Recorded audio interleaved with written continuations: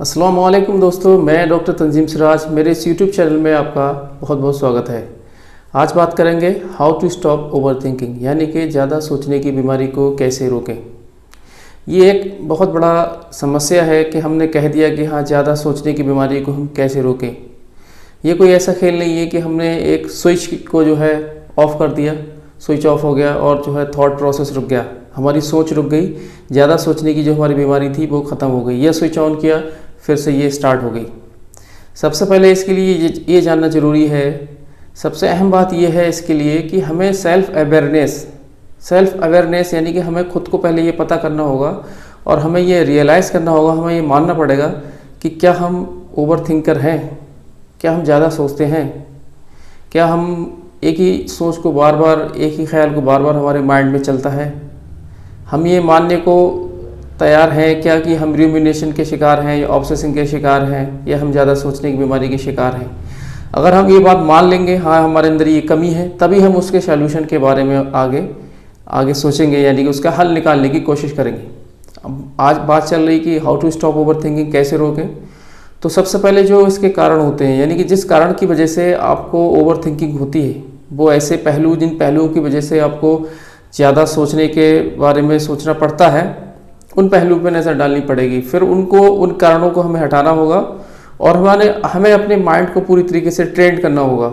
और उसको एजुकेट करना होगा। उसकी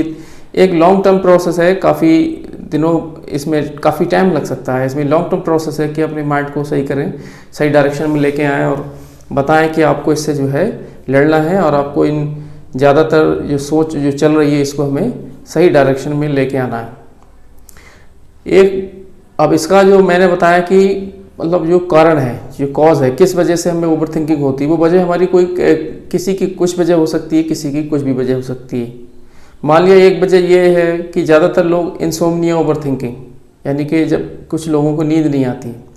जब नींद नहीं आती है तो नींद जब नहीं आती है, जैसे आज रात वो नहीं सो पाया, तो कल जब सुबह वो उठेगा, फिर जब वो शाम होते होते रात होने को होती है तो मरीज सोचने लगता है कि अब रात आने वाली है, अब मुझे नींद आएगी कि नहीं आएगी, या फिर मुझे नींद नहीं आएगी तो क्या होगा, कहीं मुझे नींद नहीं आया। तो तरह तरह के ख्याल उसके माइंड में आने लगते हैं, वो ज़्यादा सोचने लग जाता है। फिर वो बेड पर जाता है, बिस्तर पर जाता है, उसको नींद नहीं आती है, फिर वो उसके माइंड में लगातार थॉट्स, लगातार ख्याल चलने लगते हैं, साइकिल बनने लगती है, थॉट की साइकिल बनने लगती है और लगातार साइकिल आगे बढ़ती चली जाती है। तो इसमें हम क्या करें? अब जाहिर सी बात है, जब इस तरीके का सोचेगा तो ओवर थिंकिंग ज़्यादा सोचेगा, फिर एंजाइटी भी होने लगेगी और नींद भी फिर नहीं आएगी। तो इंसोम्निया ओवर थिंकिंग यानी कि ज़्यादा सोचने की बीमारी से बचने के लिए हमें तो सबसे पहले ये मानना पड़ेगा कि हमें ये अपने माइंड के अंदर ये सोचना पड़ेगा, अगर हम जो सोने जा रहे हैं, अगर हमें एक 2 घंटा या 3 घंटा लेट नींद आ गई या आज हम नहीं सो पाए तो क्या होगा? क्या हम एक दिन सोने से, ना सोने के वजह से क्या हमारी मौत हो जाएगी? क्या हम जो है अपनी लाइफ को छोड़ देंगे या हमारी लाइफ जो ख़त्म हो जाएगी?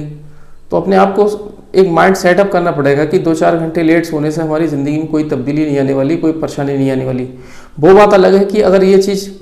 ज़्यादातर लॉन्ग टर्म तक चलती रहे, लंबे दिनों तक क्रॉनिक हो जाए, उसकी वजह से, नींद की कमी की वजह से हमारी सेहत पर बुरा प्रभाव पड़ सकता है और उसकी वजह से उसके बाद हमें डॉक्टर से भी मिलना पड़ सकता है, थेरेपिस्ट से भी मिलना पड़ सकता है, वो एक अलग मैटर है। लेकिन टेम्परेरी अगर किसी को इस तरह की इंसोम्निया यानी कि नींद में दिक्कत आ रही है, नींद नहीं आ रही है, उसकी वजह से वो ज़्यादा सोच रहा है, तो उसको ये सोचना पड़ेगा मैं इससे मरने वाला नहीं हूँ। और वो रात में अगर नींद नहीं भी आ रही है तो ऐसा नहीं कि रेस्टलेसनेस, पूरी करवटें रात भर बदलते रहे, कम से कम ये उठ जाइए उससे आप। फिर सोशल मीडिया मत देखिए या टीवी या न्यूज़ वगैरह मत देखिए, कुछ ऐसा करिए, कुछ ऐसा रिलैक्सिंग करिए, कुछ ऐसा करिए जो आपको अच्छा लगता हो, चाहे बुक्स की रीडिंग हो, चाहे कुछ ऐसी चीज़ हो जिससे आपको रिलैक्स मिले। उसके बाद जो है आप जब रिलैक्स हो जाएंगे तो आपको नींद आ सकती है।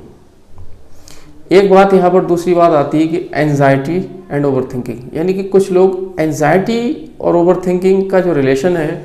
एक कम्प्लीमेंट्री है, दोनों एक दूसरे के पूरक हैं।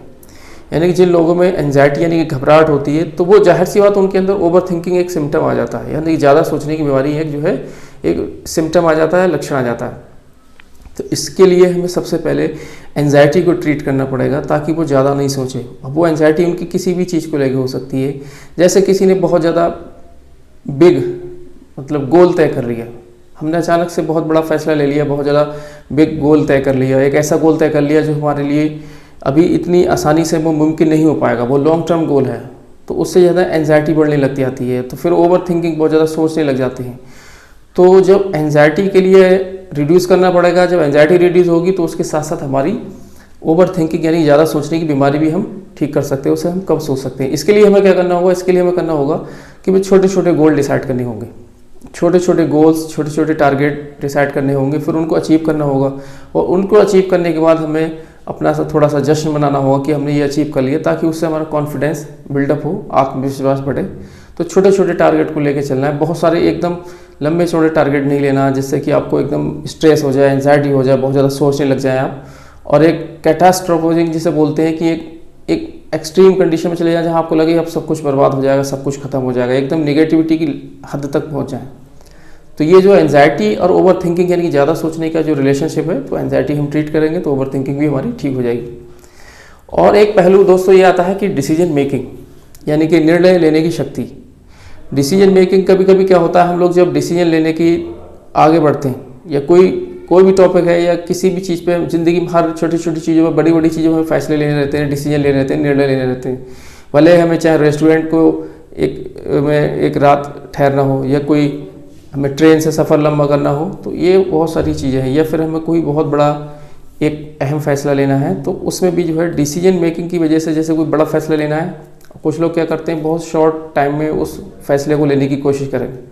तो आपके पास वक्त कम है और आपको डिसीजन लेना है, तो उसके वक्त की कमी की वजह से भी एंजाइटी का शिकार हो सकते हैं, और उस वजह से भी आपको ओवर थिंकिंग बहुत ज़्यादा सोचने पर मजबूर होना पड़ेगा। तो जो बड़े बड़े जो डिसीजन मेकर होते हैं, जो फैसला लेते हैं, उन लोग के पास एक टाइम लिमिट रहती है कि ये हमारा पर्टिकुलर टाइम लिमिट है, इस टाइम लिमिट के अंदर हम लोग इस पे फैसला लेंगे, और एक मिनिमम टू मैक्सिमम एक लिमिट तय कर लेते हैं वो टाइम की डिसीजन लेने की, उस टाइम में वो फैसला लेते हैं, और फैसला लेने के बाद फिर उस पर वो काम शुरू कर देते हैं। इससे क्या होगा कि जो हमारी जो ज़्यादा सोचने वाली जो बीमारी है, बहुत ज़्यादा सोचने की बीमारी है, वो हमारे पास जब एक लिमिटेड टाइम होगा, एक लिमिटेड टाइम में हम उस पर फैसला करेंगे, तो ज़्यादा सोचने का हमारे पास टाइम ही नहीं होगा, फिर वो टॉपिक ही खत्म हो जाएगा और डिसीजन हो चुका होगा। कभी कभी कुछ लोग डिसीजन अपने चेंज भी कर लेते हैं जब उनको लगता है कुछ गलत हो रहा है, उससे भी उनकी जो है ओवर थिंकिंग खत्म हो सकती है, एंजाइटी जो है ख़त्म हो सकती है। तो दोस्तों इस वीडियो में जो मैंने बताया कि हम जो है ज़्यादा सोचने की बीमारी से कैसे बचें, तो उसके जो कारण हैं, उसके जिसकी जो वजह है, जिनकी वजह से हमें पहले आइडेंटिफाई करना होगा कि हम किन वजह से, कौन से ऐसे ट्रिगर हैं जिसकी वजह से हमें एंजाइटी या ओवर थिंकिंग होने लगती है, और राइट डाउन करना होगा, उन ट्रिगर को लिखना होगा कि कौन सी ऐसी परिस्थिति आती है जब हमें ज़्यादा बेचैनी होने लगती है, पर उनसे हमें अवॉइड करना पड़ेगा और उनसे हमें हटना पड़ेगा। एक इसमें अहम पहलू आता है इसे ज़्यादा सोचने से बचने के लिए, डिस्ट्रैक्शन बोले तो मतलब एक माइंड को डाइवर्ट करना है। एक माइंड आपका एक थॉट पे लगातार लगा हुआ है, आप सोचे जा रहे हैं, सोचते सोचते साइकिल बन गई, पूरी चैन बनती चलेगी। तो इसके लिए आप जहाँ आपको लगे कि मेरा माइंड गलत डायरेक्शन में जा रहा है या बहुत ज़्यादा सोच लगातार बनते चले जा रहे हैं, तो आप अपने माइंड को डिस्ट्रैक्ट कर सकते हैं, यानी कि दूसरे डायरेक्शन में बढ़ा सकते हैं। फॉर एग्जांपल आप मूवीज़ वगैरह देख सकते हैं, न्यूज़ वगैरह देख सकते हैं, या कोई ऐसी हॉबी उठा सकते हैं जो आपको खेलने में बड़ा पसंद हो, जैसे कोई स्पोर्ट्स वगैरह खेल सकते हैं आप, जिससे आपको आनंद आए। और एक्सरसाइज वगैरह भी आप कर सकते हैं। एक्सरसाइज करने से क्या होता है कि जैसे जो न्यूरोट्रांसमीटर ब्रेन के अंदर जो केमिकल चेंजेस आते हैं, तो उन केमिकल चेंजेस के अंदर कुछ ऐसे चेंज